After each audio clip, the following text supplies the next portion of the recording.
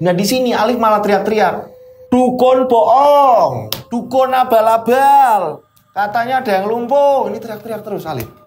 Di sini Diryo kaget melihat bapaknya ini sudah tidak bernafas, tidak bernyawa lagi.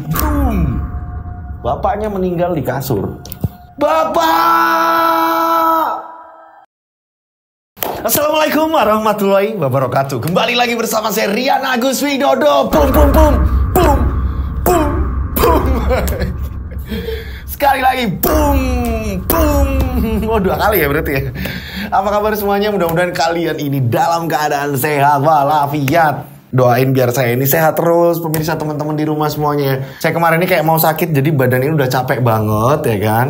Dan kebetulan tenaga terforsir karena ada briefing sama tim, pengen bikin sesuatu hal buat tayangan channel Rian Agus Widodo ini agar lebih keren lagi.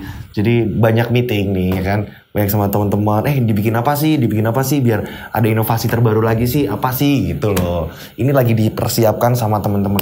Untuk siapa? Untuk semua pecinta channel Rian Agus Widodo. Bum bum bum. Apa kabar ibuku semuanya? Ayo absen semuanya. Apa kabar kakakku semuanya? Ayo absen semuanya. Apa kabar kakak-kakakku semuanya absen? Apa kabar mbak-mbakku semuanya? Ayo sekalian absen silahkan. Apa kabar bapak-bapakku, om-omku, pakde-pakdeku, bule-buleku? Saya anggap ini semuanya saudara ya. Jadi dari Sabang sampai Merauke itu saudara saya. Saya senang banget ternyata saya ini punya banyak saudara. Ada yang di Aceh, ada yang di Bengkulu, ada yang di Manado, ada yang di Lampung, ada di mana ya? Banyak banget ya. Ada di Sulawesi, ada di Makassar, ada di Papua, mana lagi ya? Ada di Bali, ada di Lombok, ada di Jawa. Ini banyak banget ya. Saya nggak bisa nyebutin satu persatu. Saya juga. Gimana? Hongkong juga yang di luar negeri, di Taiwan, di Singapura, dimanapun kalian berada. Ya ampun, saya ini seneng banget. Kapan-kapan ayolah kita bikin event apa. Setuju gak sih kalau kalian misalnya yang di Surabaya ini ada jumlahnya berapa, terus di koordinator, atau yang di mana nih, di kota mana, misalkan ya, ada di Surabaya ini, Kak ada 100 orang nih Kak, ayo Kak kita bikin ketemuan yuk Kak, apa segala macam, ayo Mas Dodo bikin kayak gitu yuk, ayo Mas Rian bikin kayak gitu, ayo, saya siap, ayo. Kapan nih di Surabaya misalkan nih ada berapa orang bikin event atau apa ya kan, terus ada live musiknya atau apa, ayo silakan. Insya Allah saya bakalan datang. Dan di kota-kota lain juga boleh ngadain acara apa, meet and greet atau apa, ngadain apa, ayo kita bikin. Terus kita live secara langsung, terus kita ini podcast bareng ya kan, menceritakan kisah-kisah dari kalian semuanya. Mudah-mudahan dengan adanya channel Rian Agus Widodo ini, kita bisa selalu berguna semuanya. Amin ya Allah, amin ya Allah. Udah absen semuanya? Jadi ngelantur nih kelamaan ngomongnya. Oke, ada salah satu kiriman cerita dari salah satu subscriber. Ini ceritanya, jadi ada salah satu orang, kita sebut saja namanya Diryo. Diryo ini nggak terima. Nggak terimanya kenapa? Jadi keluarganya Diryo ini ada yang melecehkan. Hingga akhirnya Diryo ini terpaksa melakukan tirakat dan mengutuk orang itu. Seperti apa ceritanya? Dan hal apa yang telah melecehkan keluarga Diryo? Tak perlu lama-lama lagi. Kita langsung saja menuju ke Diryo. Menuju ke ceritanya.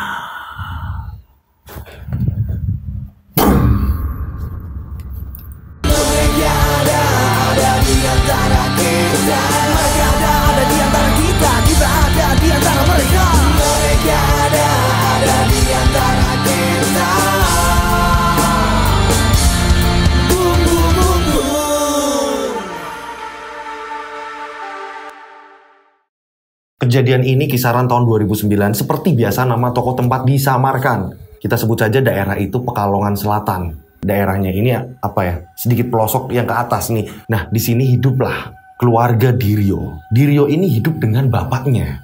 Ibu Diryo udah meninggal. Nah, pada saat itu Diryo dan bapaknya ini ngontrak karena memang nggak ada rumah. Dan maaf ya, kondisi ekonominya ini bisa dibilang berat. Di bawah pas-pasan. Nah, bapaknya Diryo ini dikenal warga, ini ahli pitung. Ahli yang namanya ngitungin orang. Nah, di sini bapaknya Diryo tidak pernah yang namanya meminta uang. Ini sama persis kayak Mas Andi nih, di channel Mbah Kenton. Yang saya kenal Mas Andi, setiap ada orang minta tolong, beliau ini nggak pernah yang namanya minta upah. Kalian bisa kenal dengan Mas Andi di channelnya Mbah Kenton. Ini lihat di sini nih, saya kasih channelnya nih. Nah, oke, kita ke ceritanya. Nah, di sini ini sering yang namanya warga datang minta dihitungin mulai dari acara hajatan, pindahan rumah, bangun rumah, dan lain-lain semuanya. Ini minta tolong kepada bapaknya Diryo. Dan kebetulan bapaknya Diryo ini udah sepuh. Dan pada saat itu Diryo ini usianya 13 tahun. Dan lebih parahnya lagi Diryo ini gak sekolah. Nah, bapaknya Diryo ini setiap hari ini dapat upah itu pun gak seberapa dari ngangon bebeknya tetangga. Nah, begitu juga Diryo. Ini Diryo kesehariannya. Jadi ada tetangganya ini yang jualan bawang goreng. Nah, Diryo ini ikut ngupas-ngupas bawang goreng. Yang hasilnya ini gak seberapa. Tapi apa boleh daya, hanya itu yang bisa Diryo lakukan. Belum ada orang yang mengajak Diryo kerja. Pada suatu hari, bapaknya ini ngomong sama Diryo. Le, bapak ini sedih le kadang lihat kamu sampai nangis. Nangis kenapa toh pak? Loh, lah itu loh. Kalau kamu ngupas-ngupas bawang, emang bapak nggak lihat kalau kamu itu sampai nangis-nangis? Ya udah nggak apa-apa lah pak. Nah ini namanya juga ngupas bawang pak. Ya pasti di mata kan pedes pak. Iya tapi kan hasilnya nggak seberapa. Kadang kamu sampai malam, pulang-pulang matamu merah. Bapak ini nggak tego le. Nggak apa-apa pak. Yang penting cukup buat kita makan berdua pak. Iya le. Coba ibu masih hidup ya le. Mungkin kita ini ada yang masakin le. Iya pak, kangen sama ibu ya pak ya. Iya le, besok kita ke makam ibu ya le. Kita berdoa di sana le. Ingat le, kamu itu harus sering puasa juga. Puasa wetonmu, puasa apa, doain kamu dan doain ibu kamu. Yang paling penting ini kan doain orang tua. Udah itu le, paling penting le. Kamu mau ngapain aja gampang. Nggih pak. Akhirnya pada keesokan hari, ini bener nih, ketika mereka mau beraktivitas, akhirnya mereka ini mampir dulu ke makam ibunya Diryo. Di sini mereka bapaknya Diryo sama Diryo ini berdoa di makam. Mendoakan almarhum istrinya bapaknya Diryo. Setelah selesai, akhirnya seperti biasa kembali ke aktivitas masing-masing. Bapaknya Diryo ini ke kandang bebek milik orang. Yang dimana dia bekerja di situ. Nah, begitu juga Diryo nih. Yang saya bilang tadi, ngupas bawang di tempat tetangganya. Nah, berjalannya waktu ini, bapaknya Diryo ini ngalamin sakit-sakitan. Sedangkan ini untuk biaya makan, kontrakan aja nggak cukup. Ini bapaknya ini sakit. Mau minta tolong siapa coba? Diryo ini bisanya nangis. Dan bapaknya Diryo ini justru malah menegarkan Diryo. Yang tegar le. Nggak apa-apa. Yang kuat. Orang bapak masih kuat kok. Tapi pada saat itu juga bapaknya batuk mengeluarkan darah. Le, ambilin bapak minum. Bapak bilang nggak sakit. Gimana toh pak? Diryo jadi sedih tahu pak. Ambilin bapak minum le. Akhirnya Diryo ini ke belakang nih, ngambil air minum. Minum dulu pak. Diryo ini kepikiran kalau bapak sakit kayak gini, belum ada uang buat berobat. Nggak apa-apa le, udah. Merasa sedih, jalanan kok. Gini pak. Diryo di sini menangis. Ini coba bayangin kalian ini hidup tinggal sama bapaknya saja. Nggak ada keluarga lain, nggak ada uang untuk berobat. Ini yang dirasain Diryo. Ini mau teriak sama siapa? Mau minta tolong ke siapa? Sedangkan bapaknya Diryo ini sudah dipesenin mungkin dari dulu-dulunya. Ini udah ada pesanan jangan sampai menerima uang kalau ngebantuin orang tentang hal-hal hitung-menghitung hari Jawa segala macam. Yang akhirnya kadang orang ini datang, ini menggantikannya dengan beras, gula, teh. Seperti itu. Tapi untuk keuangan mereka benar-benar kadang-kadang sampai kebingungan. Terus menerus berjalannya waktu, kondisi bapaknya ini semakin parah. Hingga yang punya bebek ini ngomong sama Diryo. Diryo, ini bapakmu gak pernah berangkat. Gimana kalau kamu yang nerusin le? Iya, bapak sakit om. Ya udah, sampaikan ke bapak sana. Kalau enggak ya om nyari orang lagi. Jangan dulu om, nanti saya aja om yang ngangon bebek. Akhirnya Diryo ini ngomong sama bapaknya. Pak, itu yang punya bebek nanyain pak, gimana ya pak? Bapak sakit lagi. Gak apa-apa le, bapak tak berangkat aja. Jangan pak, jangan. Kok malah bapak mau berangkat ini gimana toh pak? Udah Diryo aja pak. Diryo ini melarang bapaknya untuk berangkat karena kondisi bapaknya ini sudah tidak memungkinkan pemirsa. Ya Allah, saya bersyukur lahir dengan keluarga yang benar-benar, alhamdulillah kok saya ini dilahirkan ini dari keluarga yang berkecukupan. Saya ini bersyukur sekali. Tapi saya ini nggak tega kalau ada orang-orang yang seperti itu. Hati saya ini tergerak, pengen yang namanya pengen bantu. Doain teman-teman, mudah-mudahan saya ini sukses dan bisa membantu teman-teman sekitar. Amin ya Allah. Dan semuanya mudah-mudahan teman-teman yang di rumah ini bisa membantu juga, berguna untuk sekitar juga. Amin amin ya rabbal alamin. Oke, kita lanjut ceritanya. Nah, berjalannya waktu ini bapaknya kondisinya semakin parah dan di sini bapaknya ini berpesan kepada Diryo, "Le, kowe gelem rak le? Bapak ora iso maringi apa-apa. Bapak ini nggak bisa ngasih apa-apa le. Kamu mau nggak? Bapak harap yo kamu mau nggak nolak. Karena keturunan bapak ya tinggal kamu. Lah apa toh pak? Bapak pengen kamu berguna Le, walaupun kamu ini gak sekolah Le, tapi paling tidak kamu ini berguna Le. Iya pak, bapak jangan gitu toh pak. Kenapa toh pak? Gini Le, kamu sering-sering tirakat ya Le. Puasa Senin Kemis, puasa weton kamu, puasa hari lahir kamu. Nah, kamu tekunin ilmu yang dari bapak, masalah petung, masalah apa segala macam. Kamu kan sedikit banyak sudah tahu, setiap hari tahu caranya. Dan bapak yakin kamu itu bisa. Manfaatkan ilmu itu Le, untuk membantu orang. Ngerti Le? Nggih pak, Diryo mau pak ngelakuin itu pak. Nah, setiap hari ini Diryo akhirnya ini puasa terus menerus nih. Bahkan Diryo ini bener nih ya, mungkin kalau seperti itu mau menjalanin seperti itu dengan tulus, ini puasanya ini setiap hari mungkin ya, 40 hari atau apa gitu. Ini yang dilakukan Diryo. Dan pada hari ke-34 Diryo ini puasa nih ya, berarti udah sebulan lebih 4 hari. Ini Diryo ini dipanggil sama bapaknya. Le, nggih pak, tinggal 1 hari lagi, yang kuat yo Le. Yang kuat yo Le. Nggih pak, ingat Le, ilmu itu hanya kamu boleh gunakan untuk menolong orang. Ingat Le, pesan bapak hanya bisa untuk menolong orang. Tapi kamu bisa menggunakan ilmu itu ketika kamu itu kepepet. Mudeng Le. Singkat cerita akhirnya Diryo ini selesai melakukan tirakatnya. Nah pada saat itu 2 hari kemudian ini ada orang minta tolong. Dan saat itu juga Diryo yang nanganin langsung. Bapaknya ini ikut seneng, senyum melihat Diryo ini bisa cara hitungan weton yang benar. Pada saat itu bapaknya ini senengnya minta ampun. Nah, pada suatu hari Diryo ini seperti biasa melakukan aktivitasnya ini ngangon bebek, gantiin bapaknya ya kan. Nah, pada sore harinya Diryo ini pulang. Dan ketika pulang, Diryo ini manggil-manggil bapaknya. Pak, bum, bum, bum. Di sini Diryo kaget. Melihat bapaknya ini sudah tidak bernafas, tidak bernyawa lagi. Bum. Bapaknya meninggal di kasur. Bapak! Ini Diryo bener-bener rasa kehilangan yang sangat luar biasa. Orang yang dia cintai kini telah meninggalkan Diryo juga.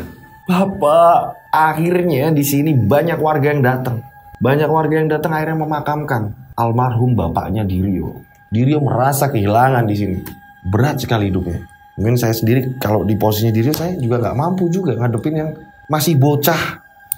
Sudah seperti itu kondisinya. Mudah-mudahan pokoknya semua teman-teman penikmat channel Rian Agus Widodo, mudah-mudahan kalian ini nggak ada yang hidupnya susah, pokoknya senang terus, sukses terus, dan selalu ingat sama Allah, dan selalu dilindungi Allah Subhanahu Wa Taala. Amin ya Allah.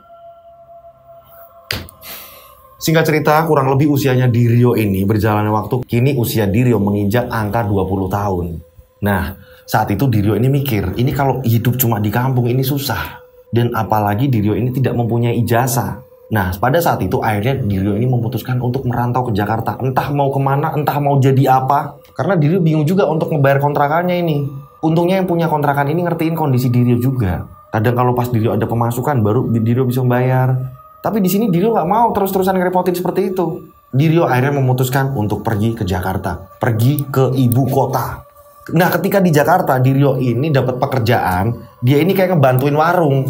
Diryo ini mau. Karena memang Diryo ini orangnya ulet. Akhirnya Diryo ini mau yang namanya nyuci piring, bersihin warung, ngelap-ngelap meja. Semuanya dilakukan sama Diryo. Bersihin dan melayani semua kebutuhan warung. Jadi ada beli kadang Diryo ini yang ngambilin nasi segala macam. Diryo ini mau walaupun cowok. Ini loh, mudah-mudahan cowok-cowok ini yang keker, yang tegar, yang siap dalam keadaan apapun, yang semangat, jangan loyo, jangan kendo gitu loh. Nah, pada suatu hari ketika Diryo ini disuruh ke pasar sama yang punya warung, Diryo ini sering ketemu sama orang nih. Disinilah Diryo ketemu cintanya, cintanya. Ada cinta-cintaannya lagi ya. Diryo ini ketemu cintanya. Jadi ada sama-sama, dia ini juga rewangan warung, kayak ngebantuin sama kayak Diryo. Tapi dia ini lebih di dapur, masak juga. Tapi beda tempat. Cuma kalau pas belanja ini sering ketemu Diryo. Yang akhirnya Diryo ini berani kenalan. Soalnya ini si cewek ini lihat Diryo ini kayak gimana ya. Ini kok cowok kok mau ya belanja kayak gini padahal cowok loh. Nah akhirnya mereka ini saling kenal. Sebut saja namanya Siti. Disinilah Diryo kenal sama Siti. Nah berjalan waktu akhirnya mereka ini menikah. Nah Siti ini sebenarnya sama orang perantauan. Siti ini dari Lampung. Ini kalau Lampung nggak saya samarin nih. Memang Mbak Siti ini ngomong, gak apa-apa mas kalau kota saya di Lampung gak usah disamarin, memang saya dari Lampung. Perantauan juga sama-sama perantauan nih Diryo sama Siti. Dan kebetulan ini nasibnya sama. Cuma ini bedanya, ini bapaknya Siti ini masih hidup. Tapi Siti punya adik di rumah.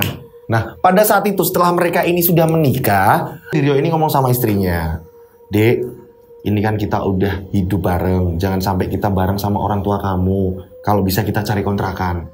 "Ya mas, kalau gitu mas." Akhirnya di Jakarta, Diryo ini nyari kontrakan. Nah, pada saat itu kontrakan ini mahal. Yang berapa petak ini mahal. Akhirnya Diryo ngomong sama istrinya, "Dek, kalau kontrakan kok mahal yo daerah sini yo. Gimana kalau kita ini ngekos dulu, Dek? Yo walaupun 1 petak sementara, Dek. Nanti gampang kalau kita ada uang tambahan, kita cari kontrakan yang lebih layak. Menurut kamu gimana, Dek?" "Oh ya nggak apa-apa mas, aku manut." Untungnya Siti ini wanita yang sangat menerima dengan apa adanya Diryo. Belum lagi nih, Siti ini orangnya bener-bener cantik. Nah, akhirnya karena uangnya nggak cukup buat kontrakan nih, akhirnya mereka ini cari kos-kosan yang bisa ditempatin 2 orang. Apalagi mereka ini kan udah suami istri nih, jadi diperbolehkan. Nah, pada saat itu ketemulah. Ini ada satu rumah yang dimana kamarnya ini banyak. Ini kos-kosan nih. Nah, tapi di sini kosannya ini rata-rata ini penghuninya ini cowok-cowok dan kebanyakan ini pada bujang. Akhirnya Diryo ini mengambil salah satu kamar yang di situ. Yang menurut Diryo ini, wah enak nih di sini dan murah, terjangkau harganya, dan begitu juga dekat dengan tempat Diryo kerja. Yang saya bilang tadi, bantuin warung. Nah, pada saat itu juga untungnya si bapak kosnya ini tahu. Bapak kosnya ini baik. Kita sebut saja namanya Pak Komar.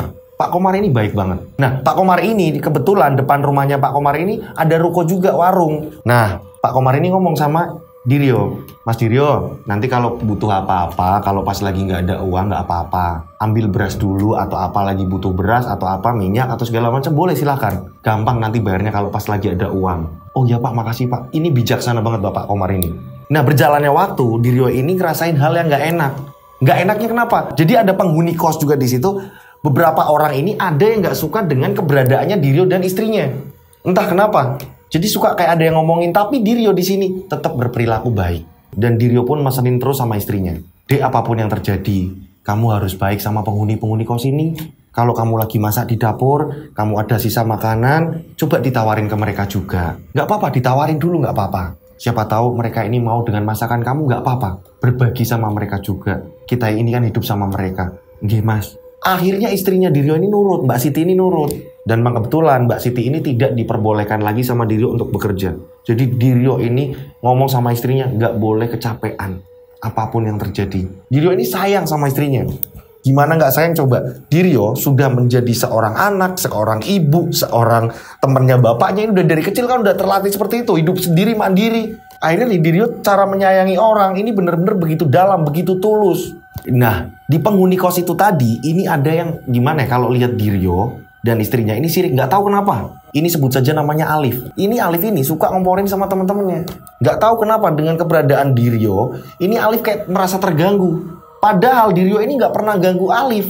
Akhirnya teman-temannya ini kayak sebagian ini kayak ada yang kehasut. Dikompor-komporin lah, ada yang dibilang Diryo ini kalau mandi kelamaan, kadang istrinya juga kalau nyuci ini lama, nggak bisa gantian. Karena apa? Kamar mandinya ini barengan, jadi hanya ada 2 kamar mandi. Yang dipakai ada mungkin kurang lebih 8-10 kamar. Ini saya mikir ya, nanti kalau pas kebelet, ada yang kebelet barengan ini gimana gitu ya kan. Dan di situ juga buat nyuci juga, buat apa. Mungkin kalau ada orang yang mau bekerja atau apa, itu susah kali ya.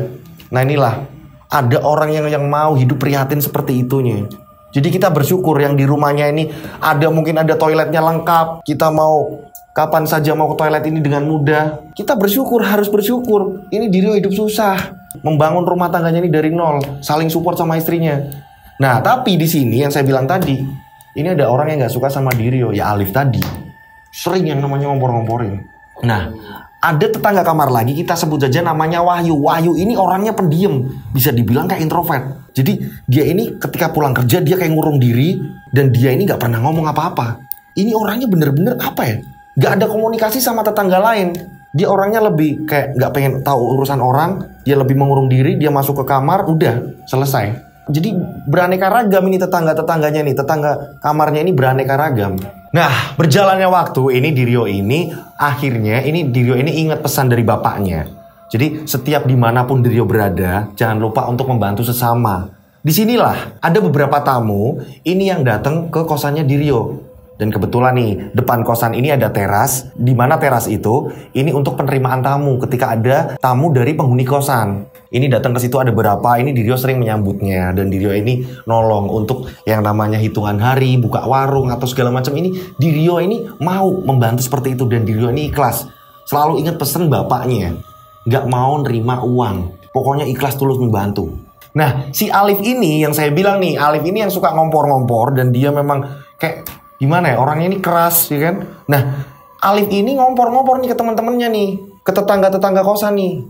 Kalian tahu nggak sih, si Dirio ini kan dukun. Dia ini sering ngebantuin orang-orang kesini, ngitungin hari lah, apalah. Hati-hati kita sebagai penghuni kosan, jangan sampai kita ini diapa-apain sama Dirio. Soalnya udah jelas-jelas banget, banyak tamu saya lihat dengan mata kepala sendiri, minta tolong, dianuin inilah, dihitungin inilah. Ini saya lihat sendiri. Akhirnya ini tetangga-tetangga kosan, ya kan, penghuni-penghuni kosan yang di situ, ini kayak ngerasa gimana gitu kan. Nah, pada suatu hari Wahyu yang saya bilang orangnya introvert, dia nggak pengen sosial dengan yang lain, dia ini orang yang menutup diri, dia kurus kering, cungkring, tapi dia memang kayak nggak tahu kuper atau apa. Nah, si Wahyu ini mau berangkat kerja pagi-pagi, dan tiba-tiba Wahyu ini kayak mukanya ini asem banget. Ketika melihat motornya Wahyu, ini kempes bannya. Dan di sini kayak ngedumel sendiri, si Wahyu ini ngedumel sendiri, nggak mau juga minta tolong ke tetangga yang lain.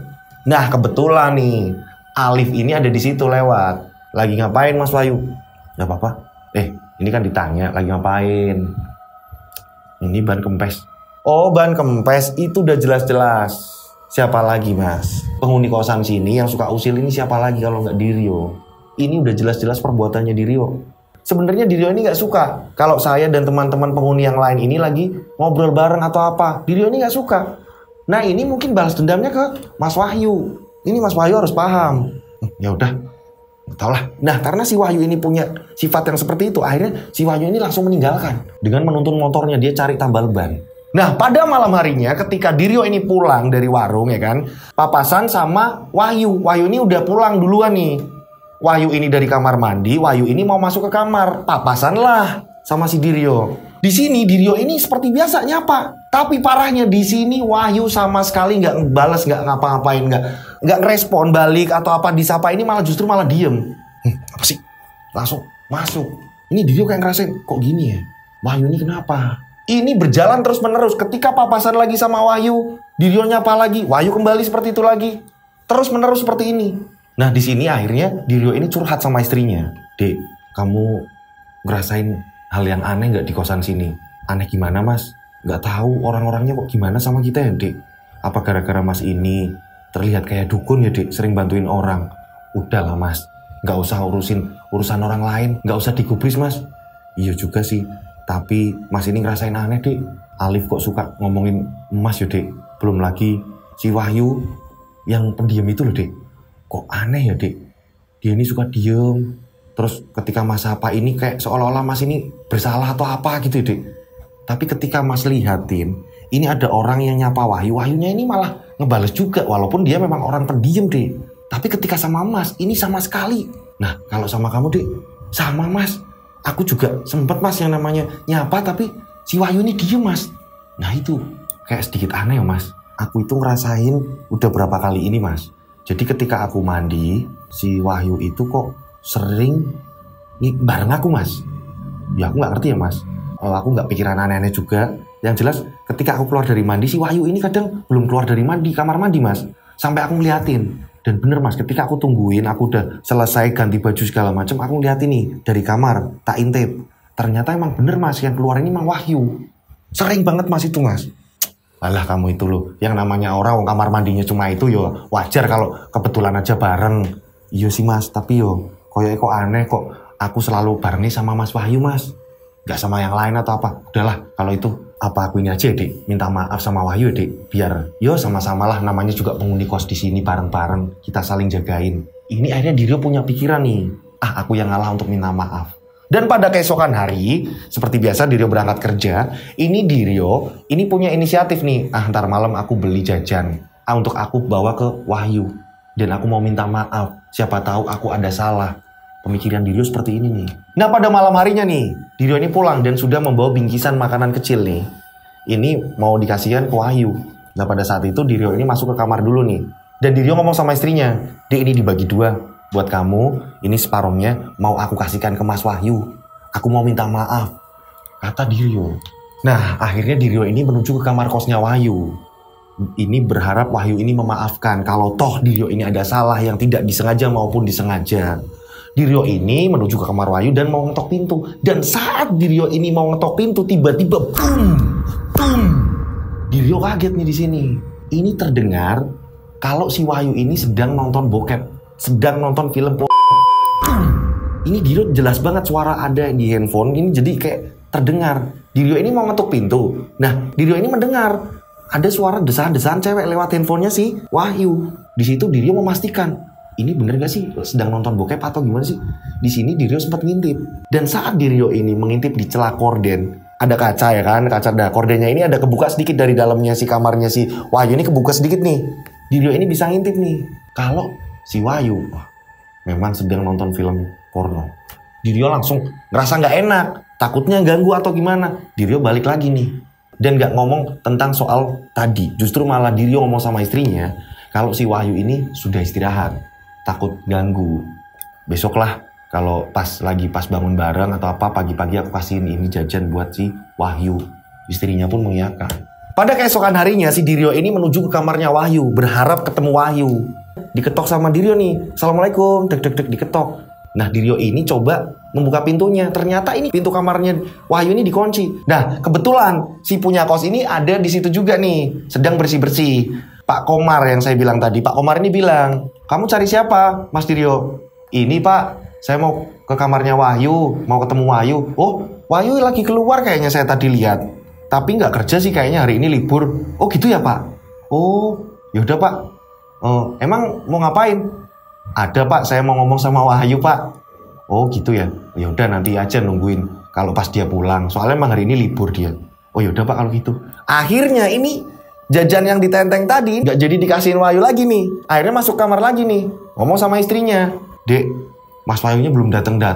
Aku tak berangkat dulu ya, takut telat. Oh ya wis Mas sana. Akhirnya si Diryo ini langsung berangkat. Nah pada sore harinya kurang lebih jam 4:30 sore istrinya ini mandi. Nah saat istrinya ini masuk ke kamar mandi, ini tiba-tiba ada seorang juga yang masuk ke kamar mandi. Ini siapa ya? Jangan-jangan Wahyu. Wahyu kan libur, kata istrinya. Istrinya terus mandi. Tapi di sini istrinya ini kayak ngerasa nggak tenang, mandinya ini nggak tenang. Dan pada saat itu juga, ketika istrinya Diryo ini melihat ke atas, ternyata benar, istri Diryo dengan jelas melihat ada tangan yang dimana ini menyodorkan handphone. Jadi kayak ada yang rekam. Karena memang pembatasnya ini nggak sampai mentok ke atap ya. Pembatasnya ini jadi masih ada celah bisa dilewatin untuk tangan. Ini istrinya langsung teriak, tolong, tolong. Istrinya langsung ngambil handuk. Dan ketika istrinya ini lagi ngambil handuk dan teriak tolong, tolong, ini istrinya mendengar ada suara yang lari dari kamar mandi sebelah. Istrinya panik banget. Ternyata dari tadi ini direkam. Ini bayangin coba gimana coba. Ini perasaannya kayak apa. Nah, pada saat itu juga setelah dari kamar mandi istrinya ini udah pakai baju segala macam, ini istrinya Diryo ini telepon Diryo. Mas. Yo gimana? Ini Mas lagi ada yang beli. Mas, tahu nggak sih Mas? Aku itu mandi diintip Mas. Aku ini direkam pakai handphone Mas. Hah, yang bener kamu? Iya Mas. Kan aku bilang Mas. Aku sering Mas kalau mandi ini dibarengin orang. Mesti gitu Mas. Nah ini aku kok tadi iseng Mas lihat ke atas ternyata bener. Ada handphone nongol Mas. Ini bener-bener rekam aku Mas. Yang bener kamu? Iya Mas. Yaudah nanti Mas pulang Mas urus. Wah Diryo kepikiran juga nih di sini kok ada yang kurang ajar kayak gini. Dan Diryo ingat istrinya sering ngomong nih, sering ngebarengin. Dan ini kok sering Wahyu ini sering seperti itu. Dan apalagi Diryo ingat lagi nih kejadian di mana Diryo ini mau minta maaf dan mau mengantarkan makanan ringan untuk Wahyu. Ini Diryo kan mergoki kalau si Wahyu ini juga sedang nonton bokep. Apakah Wahyu ini seperti ini? Wah ini udah gak bener nih Wahyu. Bener-bener gak bener nih. Kadang-kadang seperti itu ya, kita ini pengen berbuat baik sama seseorang, ternyata seseorang itu seperti ini. Oke, kita ceritanya ini belum selesai, kita lanjut. Singkat cerita, pada malam harinya ini Diryo ini buru-buru pulang.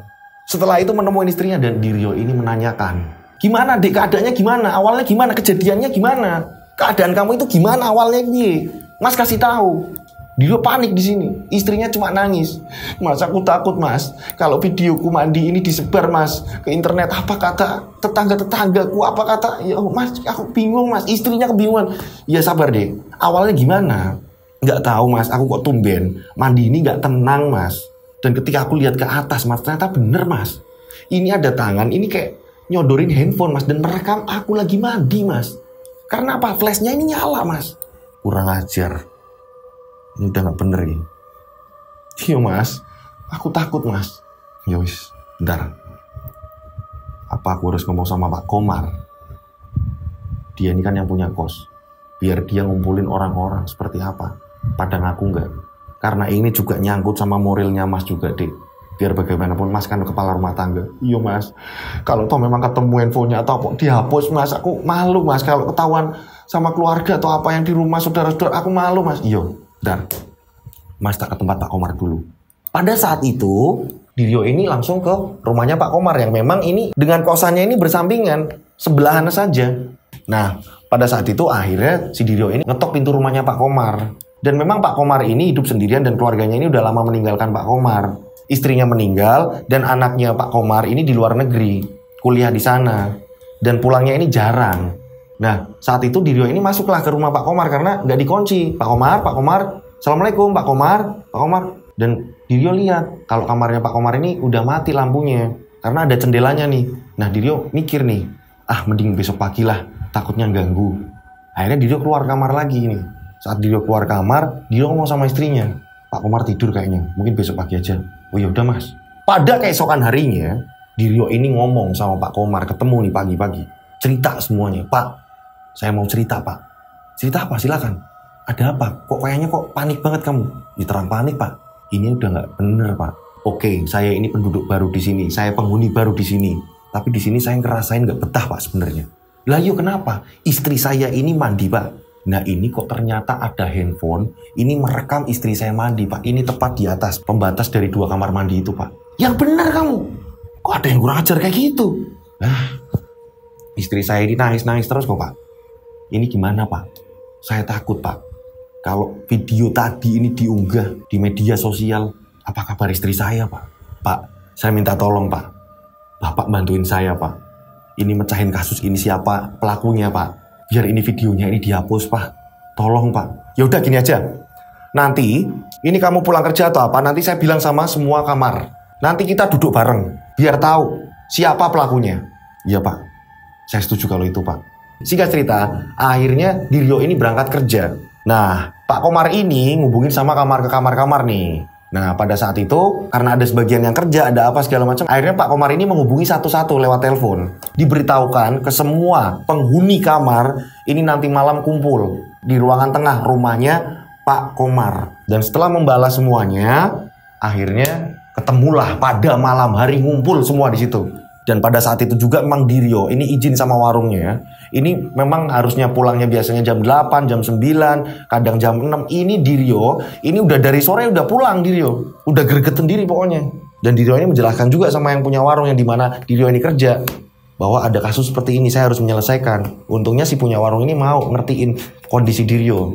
Nah setelah itu ini ngumpul nih di situ. Pada saat itu memang istrinya ini udah gak mau keluar kamar. Istrinya Diryo bener-bener di dalam kamar. Ini udah ngumpul semua. Ketika dikumpulin, ini ada 8 orang. Ini Pak Komar ngomong, kalian tahu nggak? Kalian ini saya kumpulkan di sini. Iya Pak, ada apa Pak? Tumben Bapak kumpulin kita. Mau ada kenaikan kosan atau gimana Pak? Alif ini celetuk seperti itu. Kalian tahu kan Alif ini yang orangnya arogan ya kan? Yang suka memprovokatorin, yang suka memang nggak senang dengan kehadiran Diryo gitu kan. Alif tiba-tiba celetuk seperti itu. Ada apa ini Pak? Dikumpulin ini. Ada kenaikan kosan. Kami ini udah lama loh Pak. Kalau yang mau dinaikin ya orang-orang baru lah Pak. Kita ini udah lama lah. Bukan soal itu. Tenang kalian. Saya ngumpulin kalian di sini karena ini ada satu perkara nih. Ini saya nggak mau reputasi kosan saya ini jadi buruk nih. Ini ada kejadian di mana istrinya Mas Diryo ini lagi mandi dan ada yang merekam. Nah saya mohon, kalau toh di antara kalian ini ada yang melakukan hal itu, saya mohon ada pengakuan. Kalau toh ada pengakuan, saya tidak akan melaporkan ke polisi. Tapi kalau toh tidak ada pengakuan, sama sekali kalian nggak mau mengaku, semuanya saya laporkan polisi. Pak Komar dengan bijak menyikapi kasus ini. Dan di situ pada diem semua. Nah, saat itu juga si Alif ini langsung terocos. Maksudnya apa-apaan? Kamu nuduh aku? Maksudnya apa-apaan? Main tuduh gimana sih? Pak, jangan kayak gitu dong, Pak.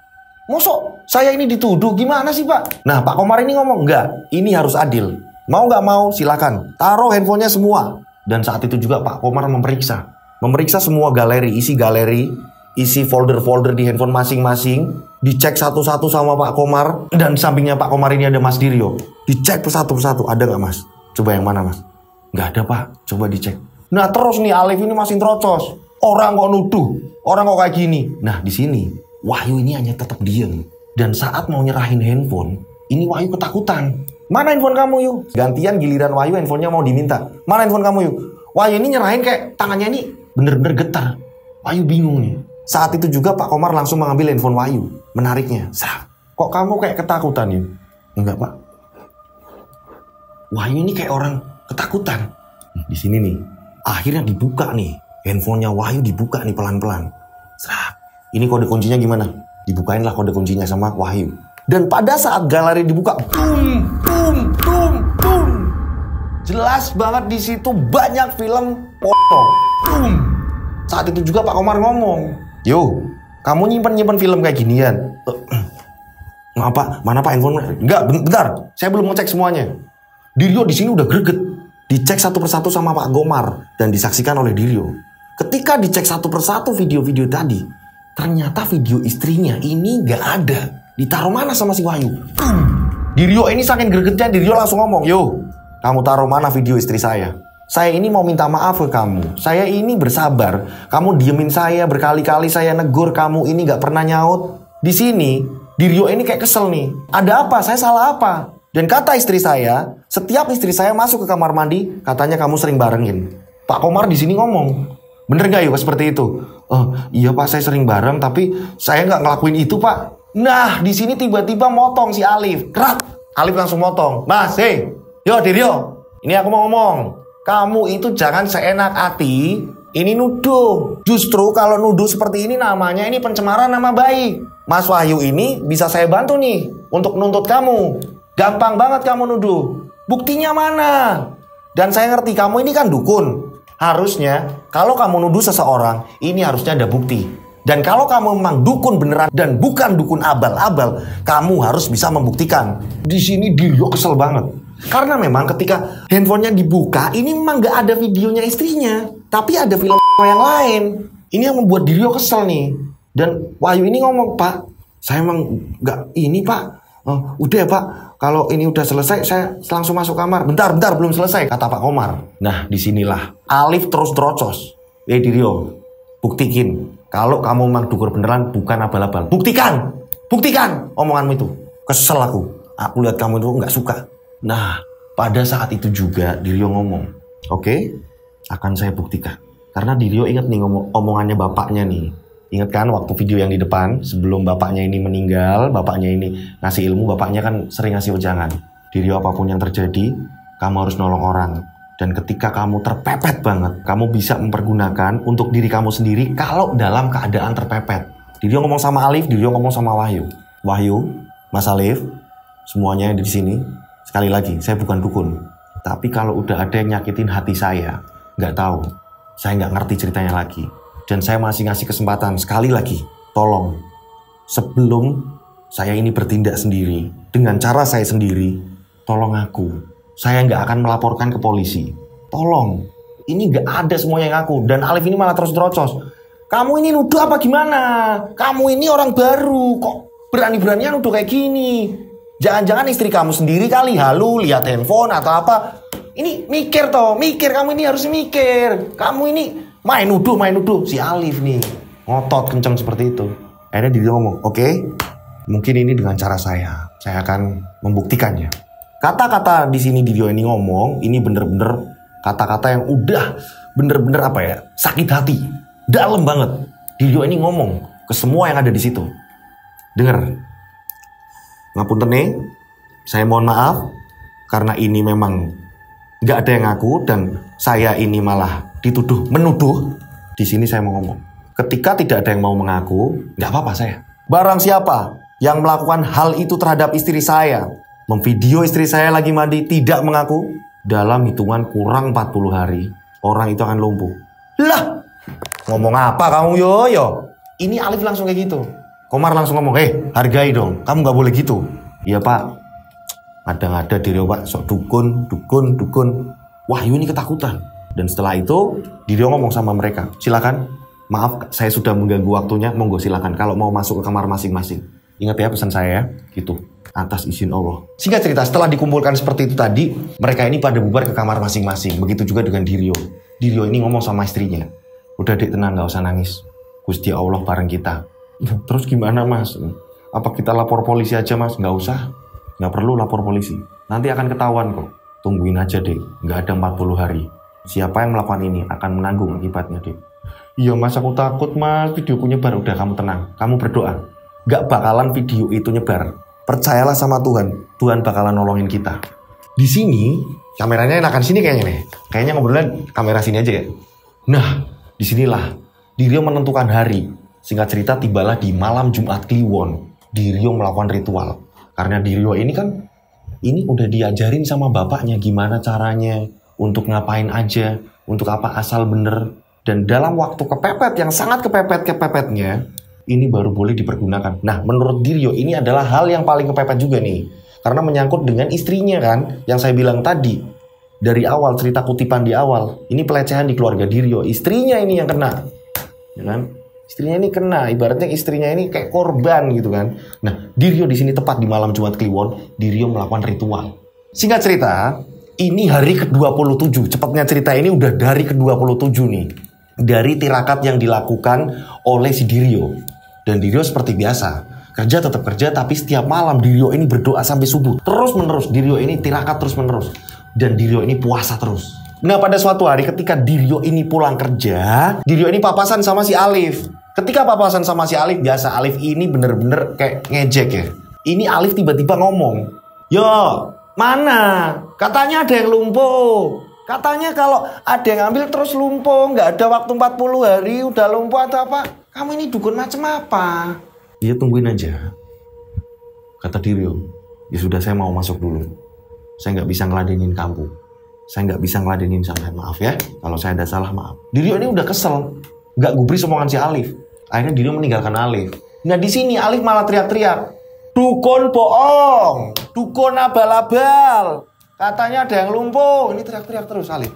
Diryo ini greget. Sampai Diryo ini sempat kesel. Pengen keluar dan pengen mukul si Alif. Tapi ingat kalau dia ini lagi tirakat.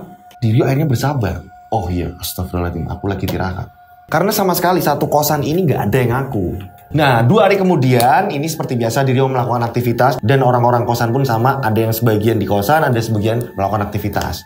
Nah, Diryo ini pulang dari kerja nih, malam-malam nih. Tadi udah berangkat, terus ini pulang nih malam-malam. Diryo pulang, saat Diryo pulang, Diryo ini kaget. Diryo kaget, apa yang terjadi? Kalau di depan kosan Pak Komar, ini sudah ada ambulan. Ini ada apa? Siapa yang sakit? Pisan meneh, ben genep, Ini ada apa? Oh no popot. Diryo langsung mikir, ini yang sakit siapa? Akhirnya Diryo ini langsung menuju kamar Diryo dan menanyakan pada istrinya. Memang istrinya ini apapun yang terjadi nggak mau keluar kamar. Dia bener-bener kayak ngerasa ini malu luar biasa. Malah yang ada ngajakin pindah-pindah. Tapi di sini memang Diryo ini menolak sampai bener-bener ketemu siapa pelakunya. Dan Diryo ini tanya sama istrinya, ini ada apa, Dek?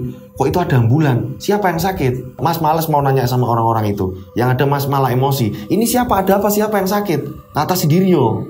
Dan istrinya ini ngomong, Mas, tahu nggak Mas? Ini nggak ngerti apakah ini mungkin dari kamu lelakon ini terus minta sama Gusti Allah sama Tuhan. Ini terjadi beneran ya, saya juga nggak ngerti Mas. Lah ya emang kenapa? Ada apa? Yang terjadi apa? Mas juga nggak ngerti. Mas hanya nyuwun sama Gusti Allah. Mas hanya minta sama Gusti Allah. Bukakan siapa pelakunya. Mas tahu nggak Mas? Kalau Pak Komar ini terjatuh dari kamar mandi. Dan Pak Komar ini nggak bisa jalan Mas. Akhirnya Pak Komar ini dipanggilin ambulan Mas. Mau dibawa ke rumah sakit. Itu ada beberapa keluarganya juga Mas. Saudara-saudaranya Pak Komar yang datang. Ini Pak Komar nggak bisa jalan Mas. Pak Komar. Kaget di sini Diryo.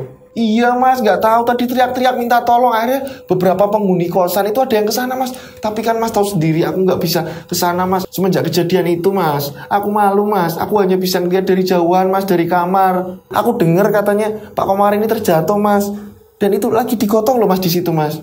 Sebentar mas keluar dulu. Ketika Diryo ini keluar, ambulan ini udah jalan. Dan semua penghuni kosan kaget semua nih. Si Wahyu, Alif dan orang-orang yang penghuni di situ kayak kaget. Ini jangan-jangan pelakunya sama-sama pada kayak gitu. Dan pada saat itu juga Alif ini nggak ngomong apa-apa. Alif juga langsung masuk. Yang biasanya provokator atau apa segala macam, ini Alif langsung masuk kamar. Nah, Wahyu pun langsung ketakutan masuk ke kamar. Diryo masih kebingungan nih, apakah ini pelakunya Pak Komar? Singkat cerita, 40 hari telah terlewati. Dan semua penghuni kosan tidak ada sama sekali yang lumpuh. Dan gak lama kemudian, ini berapa hari kemudian setelah ke 40 harinya ya, mungkin 3 atau 5 hari ya kan. Ini kurang lebih jam 9 malam tiba-tiba ini ada mobil datang nih. Dan ketika mobil itu datang, ini persis di depan kosan. Dan memang kebetulan pada saat itu Diryo dan penghuni kosan ini masih pada di situ. Jadi Diryo ini menyaksikan, ini kok ada mobil siapa? Tumben parkirnya ini kok langsung di gerbang tapi bukan gerbang anak-anak kosan. Justru malah mobil itu parkir tepat di gerbangnya rumahnya Pak Komar. Jadi ada 2 gerbang nih kalau mau masuk nih. Yang gerbang utama itu adalah gerbang rumahnya Pak Komar. Nah gerbang yang kedua ini gerbang kosan. Jadi ada 2 memang sampingan. Tapi ini bisa tembus ke rumahnya Pak Komar. Ini Diryo langsung keluar. Dan pada saat Diryo ini keluar, ini ngecek ini siapa yang datang, mobil siapa. Ini justru malah keluarlah. Ini keluarga dari Pak Komar menurunkan Pak Komar dari dalam mobil. Boom. Dan gak lama kemudian ini ada salah satu keluarganya yang ke belakang membuka bagasi mobil.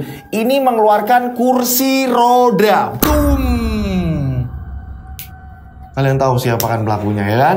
Tiba-tiba keluarganya ini dari pihak keluarganya Pak Komar, entah itu saudaranya atau siapanya, ini langsung Pak Komar ini dibantu duduk di kursi roda tadi. Sambil Pak Komar ini nangis. Boom. Kok saya jadi gini ya. Nah pada saat itu juga, ini setelah Pak Komar ini udah dibawa ke dalam rumah, Diryo ini langsung buru-buru nanyain Pak Komar. Diryo langsung nanyain ke Pak Komar, Bapak kenapa Pak? Bapak ini kenapa? Diryo maafin Bapak, nah maafin Bapak. Boom. Saat itu juga Pak Komar menyatakan minta maaf.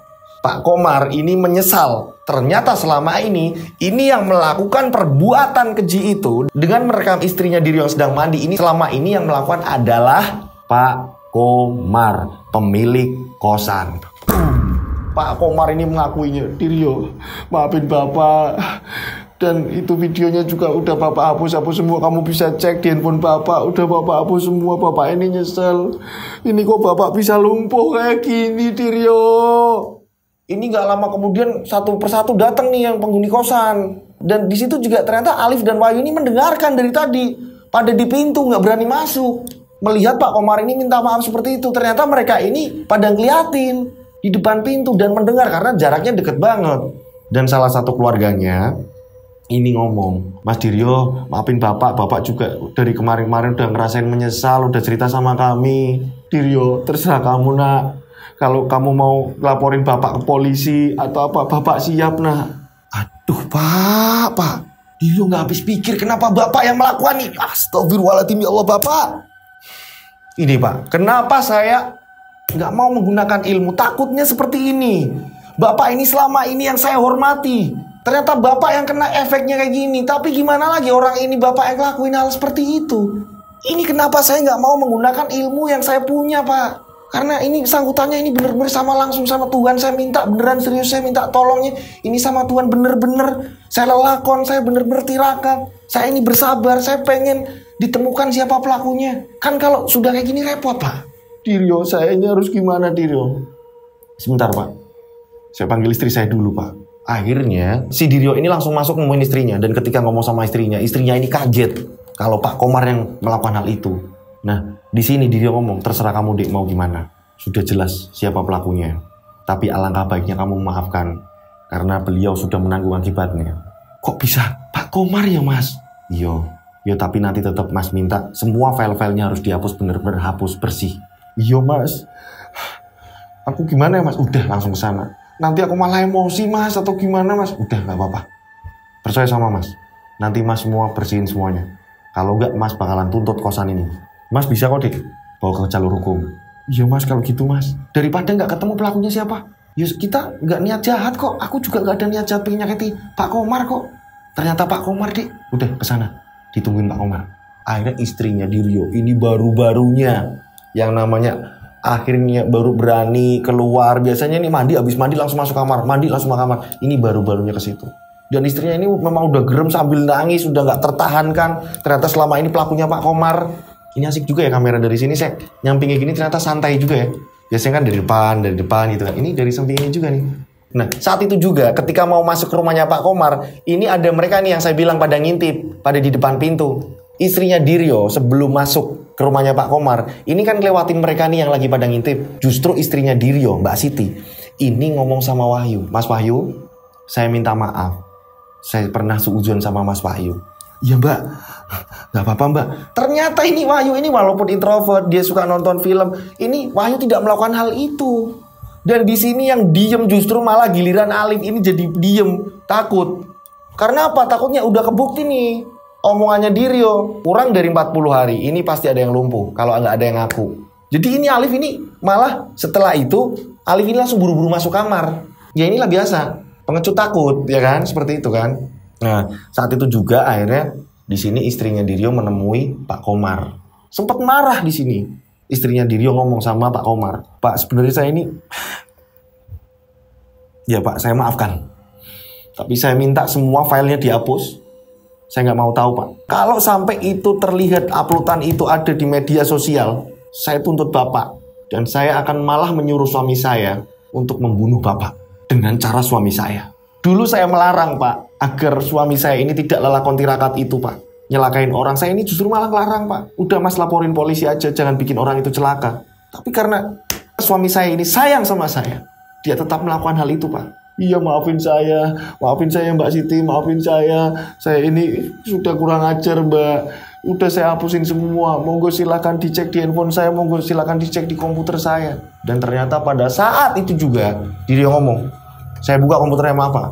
Di mana tempat Bapak nyimpen file istri saya? Itu ada di kamar. Dan gak lama kemudian, tiba-tiba terdengar suara. Suara siapa? Tiba-tiba ada suara seperti ini. Mas Diryo, biar saya bantuin mas. Saya tahu tentang komputer. Saya di perusahaan saya bekerja sebagai IT mas. Ini suara siapa? Tiba-tiba Diryo ini kaget. Menengok ke belakang. Ternyata di sini yang ngomong seperti itu adalah Wahyu. Wahyu tiba-tiba menawarkan hal itu. Wahyu yang terkenal introvert, Wahyu yang sempat papasan ini nggak mau diajak tegur sapa karena terkena provokator dari Alif. Kini Wahyu menjadi pahlawan. Wahyu tiba-tiba mendekati Mas Diryo. Ayo mas, kita cek bareng mas. Sampean di samping saya, biar sampean lihat. Dibongkar semua komputer nih. Dilihat cek semuanya, hapus, delete semuanya segala macam. Harddisk diambil. Dan Wahyu bilang, mas ini harddisknya terserah sampean. Mau diapain? Ini membahayakan mas. Ini bisa datanya bisa balik lagi kalau di orang yang tahu mas. Alangkah baiknya terserah mas ini mau diapain. Saat itu juga Diryo langsung ngambil palu. Dihancurkanlah harddisk komputer. Dar. Di sini yang menolong justru malah Wahyu. Wahyu yang sempat dituduh, Wahyu yang sempat kena kambing hitam pada saat itu, istrinya juga ngertinya Wahyu, yang dimana ketika istrinya Diryo ini mandi, ini Wahyu juga masuk juga, tapi di samping kamar mandi sebelahnya nih, Wahyu sempat kena tuduh. Dan kali ini superhero-nya justru malah Wahyu, yang terkenal introvert dan juga sering nonton film ya. Dan mudah-mudahan Mas Wahyu jangan lagi nonton seperti itu mas. Cukup jadi superhero aja udah. Atau Mas Wahyu ini butuh pendamping atau apa? Ya carilah pendamping mas, agar tidak seperti itu mas.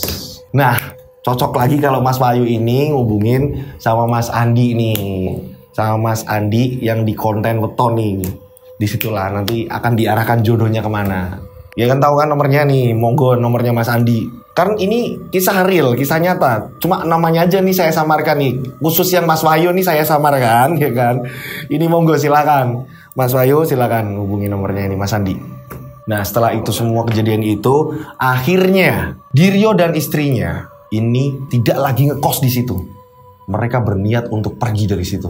Diryo berpamitan muter. Dan saat Diryo berpamitan, Alif ini keluar dari kamar dan Alif pun minta maaf. Maafin saya mas, kalau saya ini pernah nuduh sampean atau apa, kalau saya ini pernah berbuat jahat sama sampean. Kata si Alif, udah. Hati-hati kalau kayak gitu. Kalau ketemunya sama orang yang salah, kamu bisa jadi seperti itu tadi. Paham? Ya mas. Alif ngakuin kesalahan juga. Dan saat itu juga Dirio dan istrinya pindah kosan. Itulah kisah kiriman dari salah satu subscriber yang menceritakan kisah hidupnya pasang suami istri, Mas Dirio dan Mbak Siti, yang bener-bener lika-likunya panjang banget. Untungnya bekal dari bapaknya ini ternyata berarti dan berharga di masa sekarangnya Mas Dirio. Mudah-mudahan ini bisa menjadi edukasi baik buat para penonton yang di rumah. Mudah-mudahan ini menjadi tontonan yang baik buat para pendengar setia channelnya Rian Agus Widodo.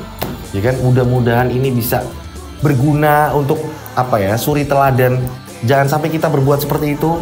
Buat teman-teman cowok jangan sampai seperti itu juga. Dan buat teman-teman cewek juga, ketika kita melakukan apa juga kita harus waspada di sekeliling kita. Misalkan masuk ke kamar mandi yang kita nggak ngerti ini kamar mandi siapa, alangkah baiknya ini cek waspada sama lokasi ini ada ini nggak ya, ini aman nggak ya, bener nggak Mas Indra? Oke. Nah ini kameramen saya Mas Indra ini juga ini loh mau ini mau ngintip maksudnya Mas Indra? Enggak. Maksudnya waspada lah ya kan, harus waspada. Alangkah baiknya seperti itu kok, di tempat yang kita baru masuk, yang baru kita kenal, yang baru ini ada baiknya ini kita kontrol. Oh aman, oh ya aman, ya. Itulah kisah dari mereka dan ambil segi baiknya, yang jelek dibuang.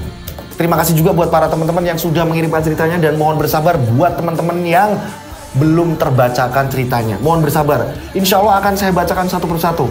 Dan buat para teman-teman yang belum ngirim cerita, monggo silahkan. Dimanapun kalian berada silahkan kirim cerita kalian. Kalau kalian ini pengen cerita yang horor, yang dibalut kisah-kisah misteri pengalaman kalian yang seperti itu, kalian bisa kirim di channelnya Rian Agus Widodo di sini.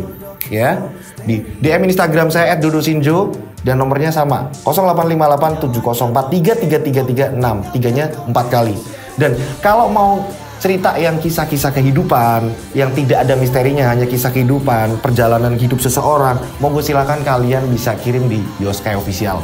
Sudah ada tempatnya nih, jadi bisa dipisahkan nih. Kalau Yoskay Official ini ceritanya tentang kisah-kisah kehidupan, perjalanan pahit, perjalanan manis, perjalanan apapun. Nah, kalau yang Rian Agus Widodo ini khusus yang berbau mistis, yang berbau horor. Mereka ada di antara kita, asik. Nah, mudah-mudahan buat para teman-teman di rumah ini selalu diberi rezeki lancar, mengalir deras. Ya amin ya Allah. Dan selalu dilindungi Allah Subhanahu wa taala, dan yang pasti ini sehat walafiat terus menerus ya. Semangat, semangat. Berjuang, beras, baju dan uang. Asik. Berjuang, beras, baju dan uang. Semoga semangat sampai bongko. Asik. Sukses selalu.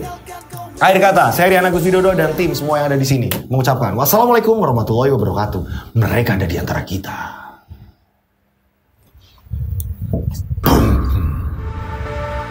Mereka ada di antara kita. Subscribe channel Rian Agus Widodo, kisah misteri. Mereka ada di antara kita. Nyalakan lonceng, notif, tinggalkan komen, share. Mereka ada di antara kita. Mereka ada di antara kita. Kita ada di antara mereka. Mereka ada di antara kita.